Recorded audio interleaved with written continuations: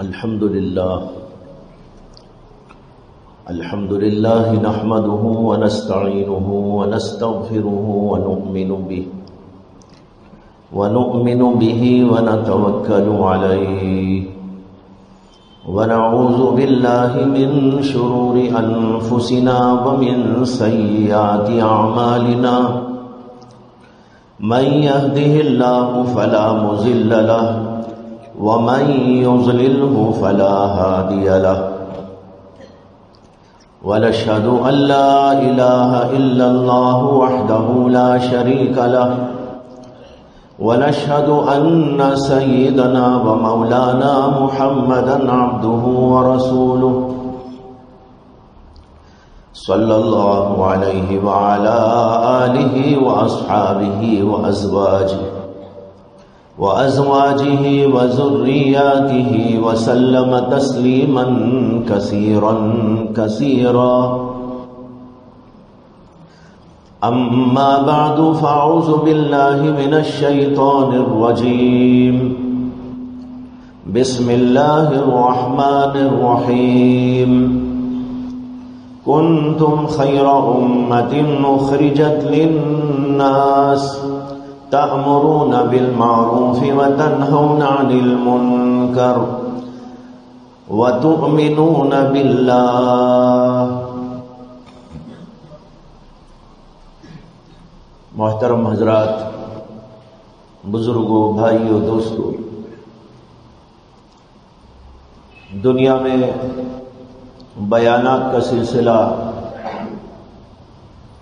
اس وقت اس قدر عام ہے، شائع ہے، ذائع ہے کہ شاید اس سے پہلے کسی اور دور میں اتنے بیانات کا سلسلہ نہیں تھا. ہر جمعہ بیان ہوتا ہے. جمعہ کے علاوہ مختلف عنوانات سے، مختلف تقریبات سے علماء کے بیانات، مشائخ کے بیانات، بلکہ غیر علماء کے بیانات، یہاں سے وہاں تک اس کا اس قدر رواج ہے جس کی کوئی حد اور کوئی انتہا نہیں. لیکن سوچنے کی بات یہ ہے کہ اتنے بیانات کے باوجود ہمیں حاصل کیا ہو رہا ہے، نتیجہ کیا اخذ ہو رہا ہے، کہاں تک اصلاح ہو رہی ہے، کہاں تک لوگوں میں ایمان کی بیداری آ رہی ہے، اعمال کی، اخلاق کی، معاشرت کی، معاملات کی، دنیا میں کہاں تک نیکی کا عنصر غالب ہو رہا ہے، اچھائی اور خوبی اور ان کے اندر نکھار اور ان کے اندر سدھار کہاں تک پیدا ہو رہا ہے. جب اس اعتبار سے جائزہ لے کر دیکھا جاتا ہے تو انتہائی مایوس کن صورتحال سامنے آتی ہے. ایسا لگتا ہے کہ سب کچھ یہاں سے وہاں تک ایک بیکار عمل ہو رہا ہے. جتنے نمازی اتنے ہی نمازی، جیسے نمازی ویسے ہی نمازی. نہ نمازیوں میں کچھ اضافہ ہوا، نہ نمازوں کی کیفیت اور حالت میں اضافہ ہوا. جو برا وہ برا ہی ہے، جو غلط کار وہ غلط کار ہی ہے.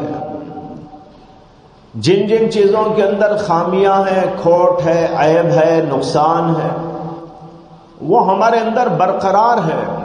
اس کے اندر کوئی تبدیلی اور کوئی نکھار نہیں. ہاں، جزوی طور پر اصلاح ہو رہی ہے، اکا دکا کچھ، ایک آدمی سدھر گیا، دو آدمی سدھر گئے، کوئی آدمی اپنی اصلاح کی فکر لے کر آگے بڑھ گیا. میں اکا دکا کی بات نہیں کر رہا ہوں، ایسا تو ہوتا ہے ماشاءاللہ. اتنی حیثیت سے اگر دیکھا جائے تو ان بیانات کا فائدہ ہے، خطابات کا فائدہ ہے، تحریکات کا فائدہ ہے، لیکن میں تو ایک عمومی بات کر رہا ہوں. عمومی حیثیت سے، اجتماعی حیثیت سے اگر دیکھا جاتا ہے تو ایسا لگتا ہے کہ ساری تحریکات، سارے بیانات، ساری کے ساری اصلاحات، یہ سب کچھ یہ اپنی جگہ پر ہے، لوگ اپنی جگہ پر ہیں۔ اس صورتحال کو برقرار رکھنا ظاہر بات ہے اپنی آخرت کو تباہ کرنا ہے۔ اگر یہی صورتحال برقرار رہی، کوئی تبدیلی ہمارے اندر نہیں آئی، اصلاح ہماری بالکل نہ ہوئی، نماز ہم نے نماز نہیں بنائی، اپنے دلوں کی ہم نے اصلاح نہیں کی، اپنے اعمال کی، اخلاق کی اصلاح نہیں کی، اپنے اندر کی برائیوں کو اور کھوٹ کو ہم نے نہیں نکالا، اور ہمارے اندر جو بری عادتیں ہیں، گندے خیالات ہیں، گندے جذبات ہیں، شہوات ہیں، لذات ہیں، اور اس کی وجہ سے گناہ پر گناہ ہوتے چلے جا رہے ہیں، اگر اس سلسلے کی اصلاح نہ کی گئی تو اس کا نتیجہ تو یہ ہے کہ ہم نے اپنی آخرت کو کھو دیا۔ میں نے اس وقت آپ کے سامنے اس بات کا تذکرہ اس لیے کیا کہ یہاں بھی ہر ہفتہ یعنی ہر جمعہ بیان ہوتا ہے، اور کئی سو آدمی آ کر سنتے ہیں۔ اس کے علاوہ بھی مختلف اور عنوانات سے بھی کچھ بیانات ہوتے رہتے ہیں، لیکن یہاں بیٹھا ہوا مجمع کم از کم اس بات کا تہیہ کر لے اور اس بات کی فکر اپنے لیے پسند کرے کہ ہم جو کچھ سنتے ہیں اس پر عمل پیرا ہو جائے۔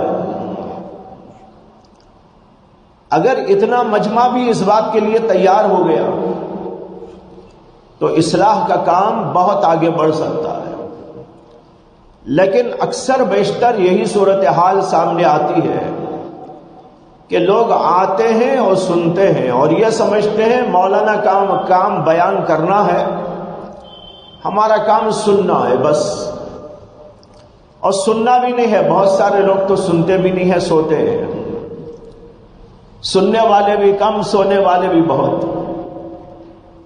تو لوگوں نے یہ سمجھ رکھا ہے کہ بھائی ان کا کام بیان کرنا ہے، خطیب صاحب ہیں وہ آئیں گے، بیان کریں گے، اپنی ڈیوٹی انجام دیں گے، چلے جائیں گے، ہمیں کیا لینا دینا ہے، ہمارے سے کیا تعلق ہے، ان کا کام بولنا، چلے جانا، ان سے ہمیں کچھ لینا دینا، کچھ اپنی اصلاح کرنا، کچھ اپنے لیے بنانا، اس سے اس کا کوئی تعلق نہیں۔ لوگ خطبات کو ایک ڈیوٹی کے طور پر سمجھتے ہیں، یہ انتہائی غلط نظریہ ہے، بلکہ بیہودہ نظریہ ہے۔ بیہودہ اس لیے ہے کہ اگر اس ڈیوٹی کا مطلب یہ سمجھتے ہیں جیسے اور بہت سارے کام تنخواہ لے کر کے چلے جانے کا ہے، ان کا کام ہے تنخواہ لے کے جانا، مولانا آئیں گے بیان کریں گے، اپنے تنخواہ لے کے جائیں گے، اس سے ہمیں کیا لینا دینا۔ اگر یہ نظریہ ہے تو انتہائی غلط ہے، بہت ہی بیہودہ ہے۔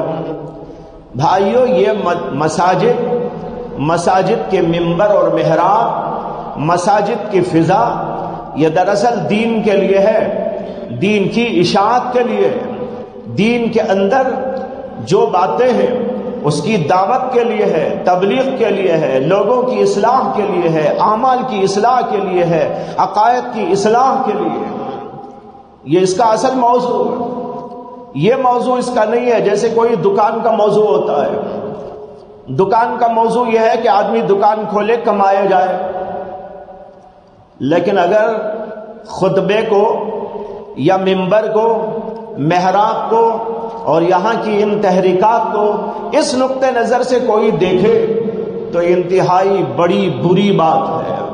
دکان کو بھی اور مسجد کو ایک کر دیا، کسی مال کے اندر ایک دکان لگا کر ایک آدمی کماتا ہے، یہی سمجھ لیا گیا کہ بھائی یہاں بھی یہی ہے، یہ بھی ایک دکان چلائی جا رہی ہے. یہ مولویوں کی دکان ہے، یہ خطیبوں کی دکان ہے. وہ ہماری دکان ہے. ہمارے دکان میں ہم لوگ بیٹھ کر کپڑا بیچتے ہیں، ترکاری بیچتے ہیں، کوئی گوشت بیچتا ہے اور کوئی اور کچھ بیچتا ہے. وہاں پر وہ سلسلہ ہے. اور مسجد میں محراب اور ممبر کے اندر مولویوں کی دکان لگی ہوئی ہے. وہ آئیں گے، نماز پڑھائیں گے، اپنی تنخواہ لے کر اپنی زندگی بسر کریں گے. وہ آئیں گے، خطبہ دیں گے، پیسہ لیں گے اور اپنی زندگی جو ہے بسر کریں گے. ان کا کام ان کی دکان چلانا، ہمارا کام ہماری دکان چلانا.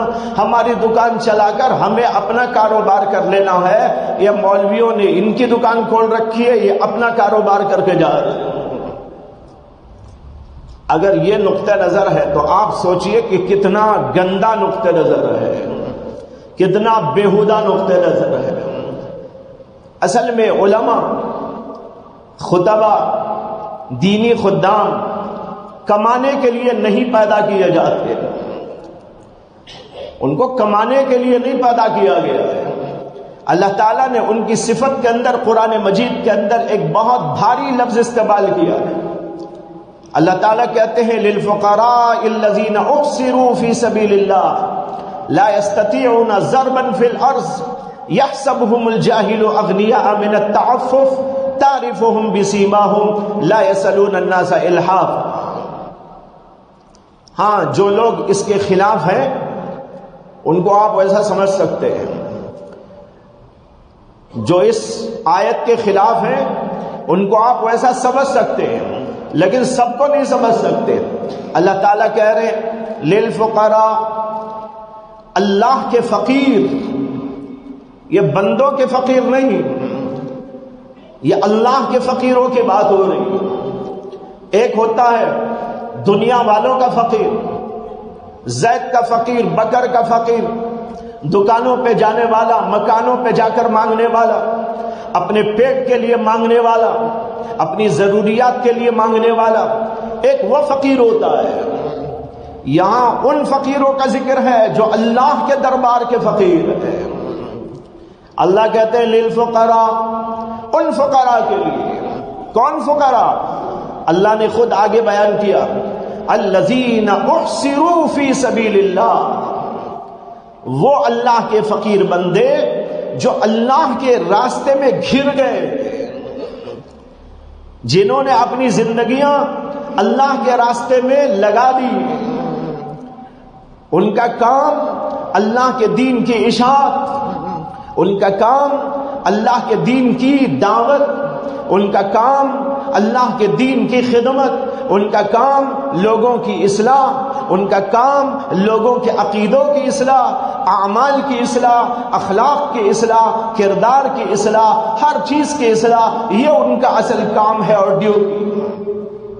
احصروا فی سبیل اللہ. غور کرو اس لفظ پر. اللہ کہتے ہیں وہ اللہ کے فقیر بندے جو اللہ کے راستے میں گھر گئے ہیں، اور اللہ کے راستے میں گھر جانے کی وجہ سے لا یستطیعون ضربا فی الارض، جو دنیا کے کاروبار کرنے کی طاقت نہیں رکھتے. وہ دکان میں جانے، مکان میں جانے، ادھر جانے ادھر جانے، کمائی کے ذریعے پیدا کرنے، ان کی طاقت ان کے اندر نہیں. یعنی اس کے لیے ان کے پاس وقت نہیں. یہ مطلب نہیں کہ صلاحیت نہیں. اگر یہ مولوی بھی دکان پہ جائیں گے تو آپ سے زیادہ کمائیں گے. یہ مولوی بھی اگر نکل جائیں گے دوسرے شعبوں میں تو وہ آپ سے بھی آگے نکل جائیں گے. یہ آپ کو تجربہ بتا رہا ہوں، یہ تجربے کی بات ہے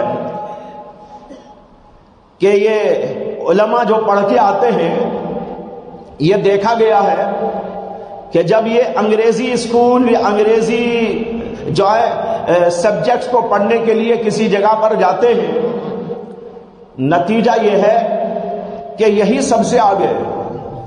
ہمارے مدرسے کے بچے بھی ہر سال ایگزام دیتے ہیں، پڑھتے ہیں مدرسے میں، قرآن پڑھتے ہیں، حدیث پڑھتے ہیں، تفسیر پڑھتے ہیں، فقہ پڑھتے ہیں اور علوم فنون پڑھتے ہیں، صرف اور نحو اور بلاغت اور بیان پڑھتے ہیں، اور اس کے ساتھ کچھ انگریزی سبجیکٹس کو بھی یعنی جو ہے یہ عصری تعلیم کو بھی حاصل کرتے ہیں، اپنے طور سے تیاری کرتے ہیں، اور پھر اس کے بعد جا کر ایگزام دیتے ہیں، اور نتیجہ یہ ہے کہ اور لوگوں سے اچھے نمبرات لاتے ہیں۔ کئی سال سے سلسلہ چل رہا ہے، اور یہی نہیں ہمارے مدرسے کی بات، اور مدرسے کے اندر بھی یہی بات ہے۔ جہاں بھی یہ لوگ وہاں جا رہے ہیں تو وہاں کے کہنے والوں کا کہنا یہ ہے کہ جو ریگولر تعلیم حاصل کرنے والے بچے ہیں ان سے بھی زیادہ یہ آگے آ جاتے ہیں۔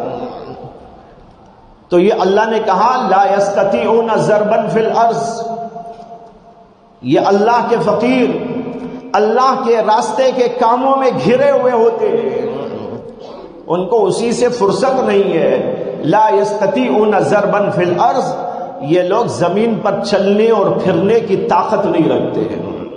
کیا مانے؟ دنیاوی کاروبار کی طاقت نہیں رکھتے ہیں۔ ان کے پاس کہاں وقت ہے، ان کے پاس کہاں فرصت ہے، ان کو اپنے ہی کاموں سے فرصت نہیں ہے، تو وہ دنیا کے کاروبار کیسے کریں گے؟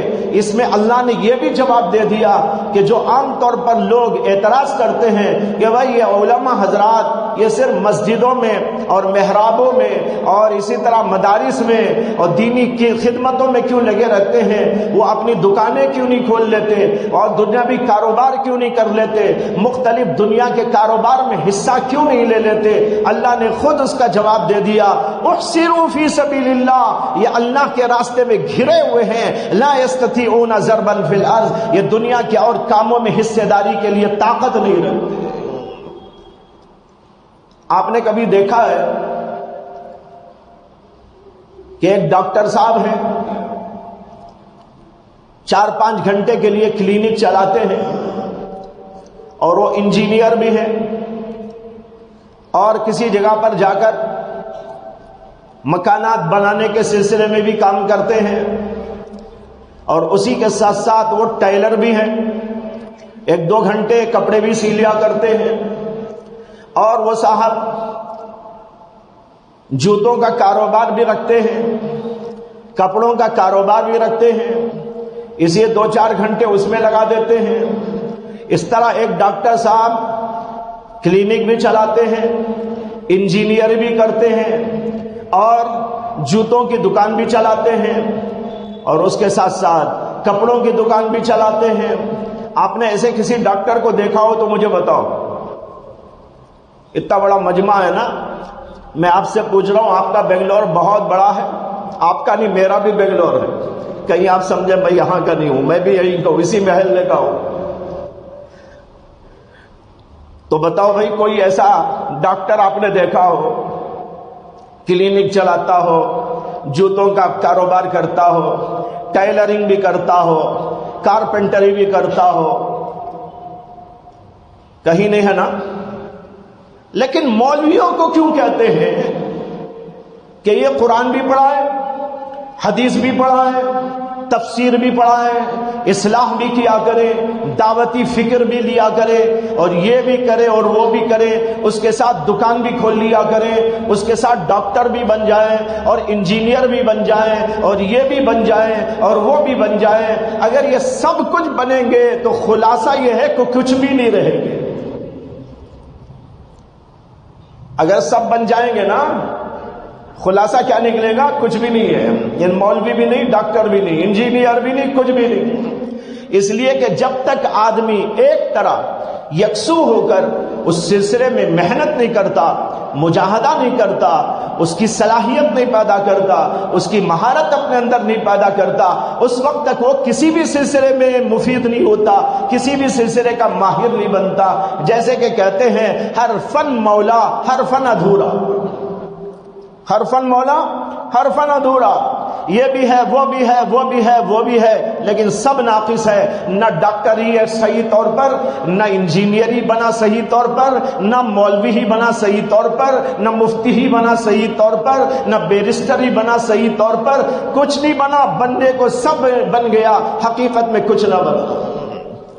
بھائیو، اللہ کا اصول ہے، اللہ تعالیٰ کی ایک سنت جاری ہے، دنیا کا ایک نظام ہے، اسی نظام پر کائنات چلتی ہے۔ اس نظام میں یہ ہے کہ ہر فن، ہر فیلڈ کے الگ الگ ماہرین ہوا کرتے ہیں، ہر فن کے لیے الگ لوگ۔ پرانے زمانے میں کہنے والوں نے کہا لِكُلِّ فَنٍ رِجَالٌ، ہر فن کے الگ آدمی ہوتے ہیں، ہر فن کے لیے الگ الگ مزاج کے لوگ ہوتے ہیں، اس کی مہارت والے ہوتے ہیں۔ کچھ لوگ ڈاکٹر ہوتے ہیں، کچھ لوگ انجینئر ہوتے ہیں، کچھ لوگ بیرسٹر ہوتے ہیں، کچھ لوگ جو ہے ٹیلر بنتے ہیں، کچھ لوگ دکان کھول کے بیٹھتے ہیں، اور کچھ لوگ علماء بنتے ہیں۔ اور علماء میں بھی سب ایک نہیں ہوتے، کوئی مفسر بنتا ہے، کوئی محدث بنتا ہے، کوئی فقیہ بنتا ہے، کوئی مفتی بنتا ہے، کوئی عام مولوی بنتا ہے۔ الگ الگ کیٹیگریز اس کے اندر بھی موجود ہیں۔ جیسے دنیاوی علم کے اندر آپ دیکھتے ہیں کہ الگ الگ کیٹیگری کے لوگ موجود ہیں۔ جو ڈاکٹر ہے وہ انجینئر نہیں ہوتا، جو انجینئر ہے وہ ڈاکٹر نہیں ہوا کرتا۔ پھر ڈاکٹر کے کتنے شعبے، خود ڈاکٹری کے فن میں کتنے شعبے ہو گئے آج، انجینئری کے فن میں کتنے شعبے ہو گئے آج۔ کیا انجینئر بولنے سے وہ ہر چیز کا انجینئر ہوتا ہے؟ الگ الگ انجینئر، اس کا انجینئر، اس کا انجینئر، اس کا انجینئر۔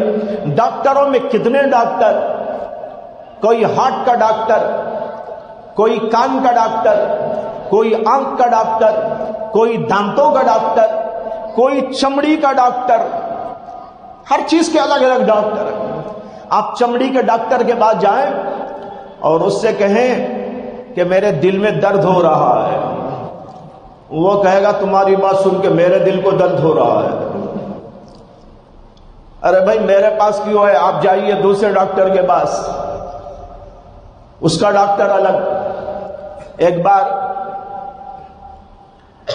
میرے پیروں میں نیچے جو ہے وہ خراب ہو گئی چمڑی، کٹ ہو جاتا تھا، کئی سال تک وہ بیماری رہی۔ ایک ڈاکٹر صاحب میرے پاس آتے جاتے تھے، پہچان گئے۔ انہوں نے ایک دن میرے پیروں کو دیکھ کر کہا کہ میں تو اسی کا ڈاکٹر ہوں، اگر آپ جو ہے چلیں تو میں اس کا علاج کر دیتا ہوں۔ میں نے کہا بہت اچھا بھائی، بہت پریشان ہوں۔ چنانچہ وہ اپنی کلینک پر لے کر گئے اور جا کر وہاں بیٹھ کر وہ علاج اس کا کیا، اور اس کے ساتھ ساتھ یہ بتا رہے تھے کہ میں صرف یہ نیچے والی چمڑی کا ڈاکٹر ہوں، اگر اس اوپر والی چمڑی کے بارے میں پوچھے تو مجھے کچھ نہیں معلوم۔ انہوں نے خود کہا مجھے، میں صرف وہ تلوہ جس کو کہتے ہیں تلوے کی چمڑی کا ڈاکٹر ہوں۔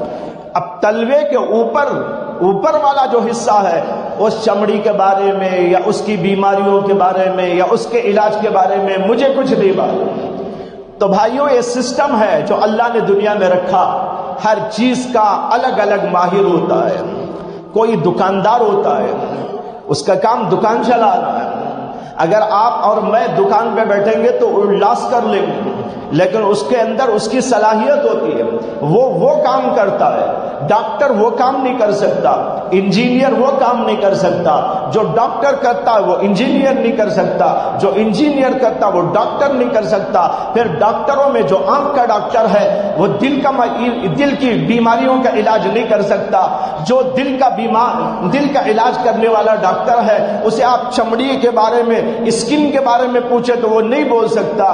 اس لیے کہ بھائیوں یہ اللہ نے دنیا میں سسٹم رکھا ہے، ہر ایک کے الگ الگ ماہرین ہوتے ہیں۔ جب دنیا میں یہ سسٹم ہے تو پھر مولویوں پر یہ اعتراض کیوں ہے کہ وہ قرآن پڑھیں، تفسیر پڑھیں، حدیث پڑھیں، اس کی پوری حقیقت کو جانیں، فقہ کو پڑھیں، تمام مسائل کو اس کے جانیں۔ یہ جو فقہ کہا جاتا ہے یہ دراصل اللہ کا بنایا ہوا کانسٹیٹیوشن ہے۔ کانسٹیٹیوشن، ہر ملک کا الگ الگ کانسٹیٹیوشن ہے۔ بھارت کا کانسٹیٹیوشن ہے، امریکہ کا ہے، پاکستان کا ہے، اور ملکوں کا ہر ایک کا الگ الگ ہے۔ اس کو پڑھنے والے کو آپ کہتے ہیں بیرسٹر، وکیل۔ وہ وکیل اور بیرسٹر ہندوستان کا کانسٹیٹیوشن پڑھ کے آتا ہے، اور جو بندہ پورے قرآن کو پڑھ کر اس کے اندر کے تمام احکامات اور جو ساری دنیا کے لیے اللہ نے کانسٹیٹیوشن بھیجا ہے اس کو پڑھ کر آتا ہے تو کتنا بڑا کام ہوتا ہے. جو ہندوستان کا کانسٹیٹیوشن پڑھتا وہ تو اتنا پڑھتا ہے، اور قرآن پوری دنیا کا کانسٹیٹیوشن ہے. دنیا میں کوئی انسان کہیں بھی رہے، مرد ہو عورت ہو، پڑھا لکھا ہو جاہل ہو، چھوٹا ہو بڑا ہو، دنیا کے کسی خطے کا ہو، کوئی زبان بولتا ہو اور کسی طبقے سے تعلق رکھتا ہو، اللہ نے ساری دنیا کے لیے ایک کانسٹیٹیوشن بھیجا ہے. اس کا نام ہے القرآن المجید. اللہ نے آسمانوں سے نازل کیا، اور یہ اتنا لمبا اور گہرا علم ہے کہ اس کے لیے 9 سال تعلیم دی جاتی ہے. پہلے تو مدارس کے اندر قرآن کی زبان سکھائی جاتی ہے، اسے کہ زبان سیکھے بغیر قرآن کیسے پڑھے گا. صرف لفظ نہیں پڑھایا جاتا، پہلے زبان سکھائی جاتی ہے.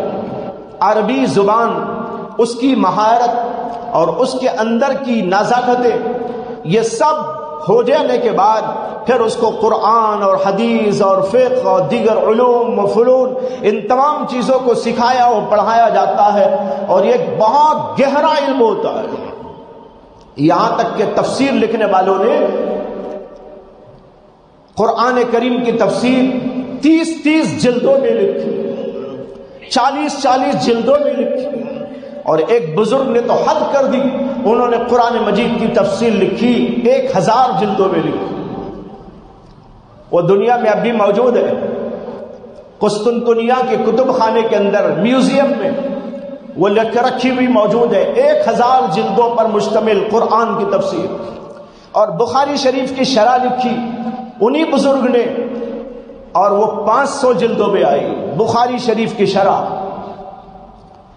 بہرحال بتانا یہ ہے، یہ علوم اور فنون جو مدارس میں پڑھائے جاتے ہیں، اور پھر پڑھ کر قرآن کی تعلیم، حدیث کی تعلیم اور اس کے علوم اور اس کے فنون، اور پھر اس کے ساتھ عوام کی اصلاح، لوگوں کے عقیدوں کی اصلاح، ان کے اندر مضبوطی پیدا کرنا، ان کے جو ہے اعمال کی، اخلاق کی، معاملات کی، ان کے معاشرت کی اصلاح کی فکر، دعوتی و تبلیغی جد و جہد اور محنت، یہ سب کرنے میں ایک انسان کو جو وقت لگ جاتا ہے تو اسے کہاں فرصت ہے کہ وہ اور کوئی کام کر سکے. اس لیے اللہ نے کہا للفقراء الذین احصروا فی سبیل اللہ، وہ اللہ کے فقیر بندے جو اللہ کے راستے میں گھر گئے، لا یستطیعون ضربا فی الارض، جو زمین پر چلنے پھرنے یعنی دنیاوی کاروبار کرنے کی طاقت نہیں رکھتے. یحسبهم الجاہل اغنیاء من التعفف، ان کے کسی کے سامنے ہاتھ نہ پسارنے کی وجہ سے لوگ ان کو سمجھتے ہیں بڑے مالدار آدمی ہیں. اللہ کہہ رہے ہیں، اللہ کہتے ہیں یحسبهم الجاہل اغنیاء، عام لوگ جو ناواقف ہوتے ہیں وہ ان کو دیکھ کر سمجھتے بڑے مالدار. کیوں سمجھتے ہیں مالدار؟ من التعفف، کسی کے سامنے وہ ہاتھ نہیں پسارتے، غیور ہوتے ہیں، ان کے دل کے اندر غیرت ہوتی، وہ دوسروں کو دیتے ہیں، وہ ہاتھ کسی کے سامنے نہیں پسارتے. اگر ان کو فقر و فاقہ بھی ہو تب بھی وہ ایسا ظاہر نہیں کرتے کہ میں فقر و فاقے سے ہوں، وہ ایسا رہتے ہیں کہ دیکھنے والا کہے ارے یہ تو کروڑ پتی آدمی ہے، یہ تو بادشاہ ہے. اللہ کہہ رہے یحسبهم الجاہل اغنیاء من التعفف تعرفهم بسیماهم، لیکن ان کی علامتوں سے تم ان کو پہچان سکتے ہو. میں یہ عرض کرنے جا رہا تھا اس آیت کی روشنی میں کہ بھائیو، ایک کام ہے علماء کا، وہ کام کیا ہے؟ وہ کام ہے حق کی صدا بلند کرنا، دین کی اشاعت کرنا، دینی علوم کی اشاعت کرنا.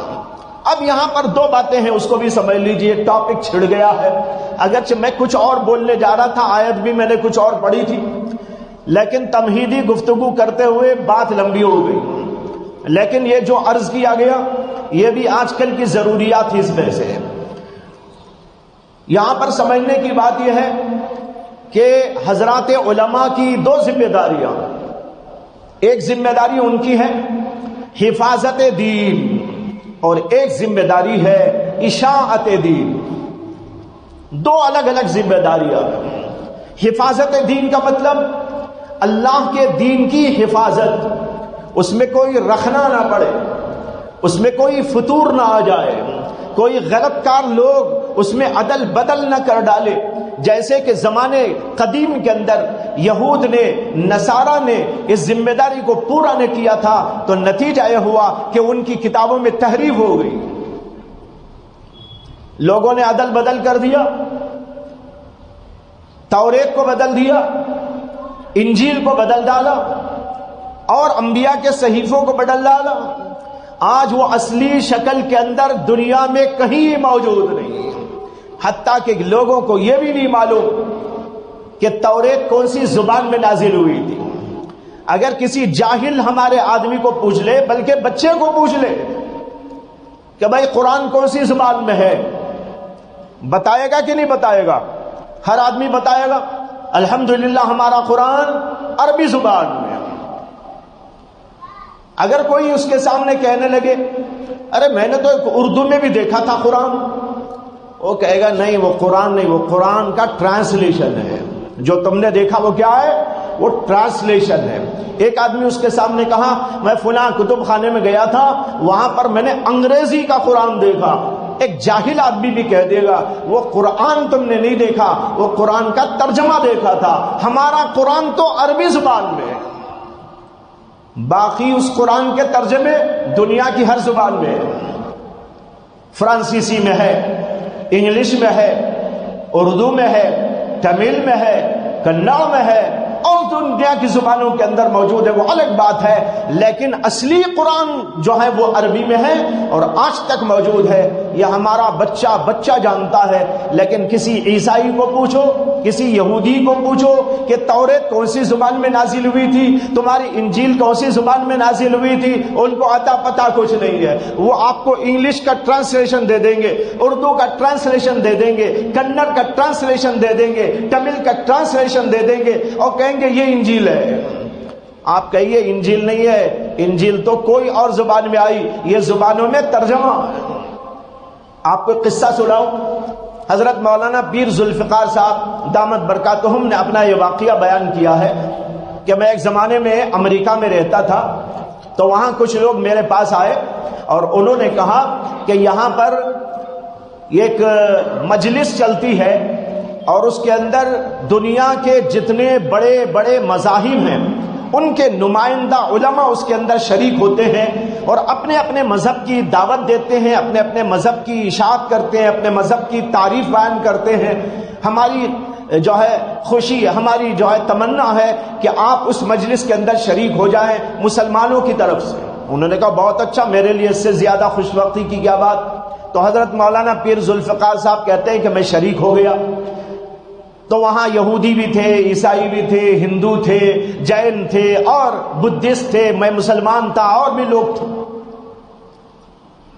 ہر آدمی اپنے اپنے مذہب کے بارے میں کچھ کچھ تعریفی جملے بولنے لگا. مولانا نے بھی کچھ بیان کیا. اس کے بعد جب بیٹھک ختم ہونے کو آئی تو آپس میں مذاکرہ ہوا کہ آئندہ میٹنگ کب ہوگی اور اس کا ٹاپک کیا ہوگا. لوگوں نے رائے دی اور ایک تاریخ مقرر ہو گئی کہ فلاں تاریخ کو پھر ہمارا اجلاس ہوگا، میٹنگ ہوگی. دوسری بات یہ طے کرنا تھا کہ ٹاپک کیا ہوگا، گفتگو کا ٹاپک. لوگوں نے مختلف رائے پیش کی. مولانا کہتے ہیں کہ میں نے اس وقت یہ پیش کیا کہ آئندہ مجلس کے اندر ہر مذہب کا رہنما اپنی مذہبی کتاب کا ایک ایک پیراگراف پڑھ کے سنائے گا، ایک ایک رکوع، ایک ایک پیراگراف پڑھ کے سنائے گا. لوگوں نے کہا بہت اچھا، یہ تو بہت اچھی رائے ہے. ہندو اپنی مذہب سے سنائے، اپنی کتاب سے سنائے، مسلمان قرآن سے سنائے.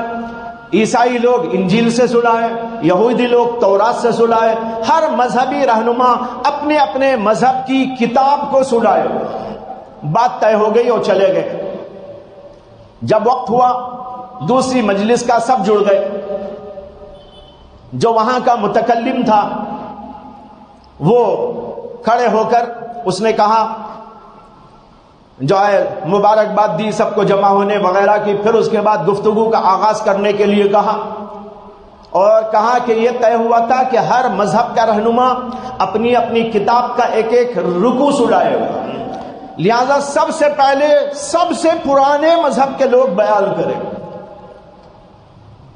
تو یہودیوں کو دعوت دی گئی کہ آپ لوگ سب سے پہلے پڑھیں۔ تو یہودیوں کا جو ربی آیا ہوا تھا وہ انگریزی زبان میں تورات کا ایک رکوع پڑھنے لگا۔ جب وہ انگریزی زبان میں پڑھنے لگا تو حضرت مولانا پیر ذوالفقار صاحب نے اس کو روک دیا۔ انہوں نے کہا بھائی ایک منٹ ٹھہریے، گزشتہ بار یہ بات طے ہوئی تھی کہ ہر آدمی اپنے مذہب کی کتاب پڑھے گا، اپنے مذہب کی کتاب کا ٹرانسلیشن پڑھے گا، یہ نہیں طے ہوا تھا۔ کیا طے ہوا تھا؟ اپنے مذہب کی کتاب پڑھے گا۔ آپ جو پڑھ رہے ہیں وہ انگریزی میں پڑھ رہے ہیں، انگلش میں پڑھ رہے ہیں، اور انگلش میں یہ کتاب نازل نہیں ہوئی تھی۔ جب انگلش میں نازل نہیں ہوئی تو آپ اصلی کتاب میں پڑھیے۔ اب جب مولانا نے کہا تو سارے لوگ فنگ ہو کے رہ گئے، سب ایک دوسرے کا چہرہ دیکھنے لگے، عیسائی بھی اس کو دیکھنے لگے اور لوگ بھی دیکھنے لگے، اور پھر آپس میں کہنے لگے ارے ایسا تو ہو ہی نہیں سکتا کہ ہم اپنی اصلی کتاب سے پڑھ کے سنائے۔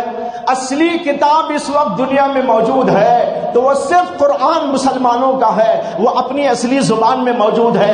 اب توریت ہو، انجیل ہو، کوئی اور چیز ہو، وہ سب کی سب تو ٹرانسلیشن کی کتابیں ہیں، اصلی کتاب کسی کے بعد موجود۔ تو میں عرض کر رہا تھا علماء کی ذمہ داری کیا ہے؟ قرآن کی حفاظت۔ بچوں کو حافظ بنایا جا رہا ہے، بات جاہل کہاں کرتے ہیں طوطے کی طرح رکھنے سے کیا فائدہ؟ ان جاہلوں کو خبر ہوتی، تاریخ کو انہوں نے پڑھا ہوتا، یہودیوں کو دیکھا ہوتا، عیسائیوں کی تاریخ پڑھی ہوتی، انجیل و تورات کے بارے میں دنیا میں کیا ہوا اس کی خبر ان جاہلوں کو ہوتی تو خدا کی قسم یہ جملے کبھی نہ کہتے۔ وہ کہتے کتنا بڑا کام ہے جو علماء اور حفاظ اور یہ مدارس کے لوگ کرتے جا رہے ہیں کہ قرآن کو یاد کرایا جا رہا ہے، بچہ سمجھے کہ نہ سمجھے لیکن قرآن تو دنیا میں محفوظ رہے گا، قرآن کی زبان محفوظ رہے گی۔ ورنہ تو تورات انجیل کی طرح تمہاری کتاب بھی محفوظ نہ ہوتی۔ یہ علماء کا طفیل ہے، یہ مدارس کا طفیل ہے، یہ حفاظ کا طفیل ہے۔ آج آپ کے پاس قرآن اپنی اصلی شکل کے اندر موجود ہے، ورنہ تو اس میں بھی پتہ نہیں کون کیا کر کے چلے جاتا۔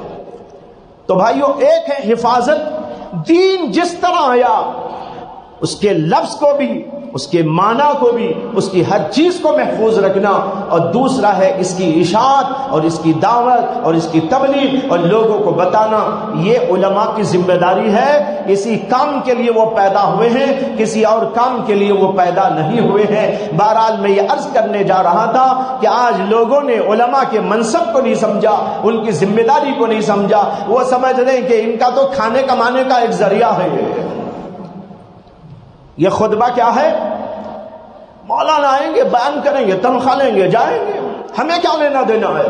وہ کمائیں ممبر پہ بیٹھ کے، ہم کمائیں گے اپنی دکان پہ جا کے، مولانا سے کیا لینا دینا؟ بھائیوں، یہ انتہائی خطرناک قسم کا نظریہ ہے، بلکہ بیہودہ نظریہ ہے، اس کی اصلاح کرنی چاہیے۔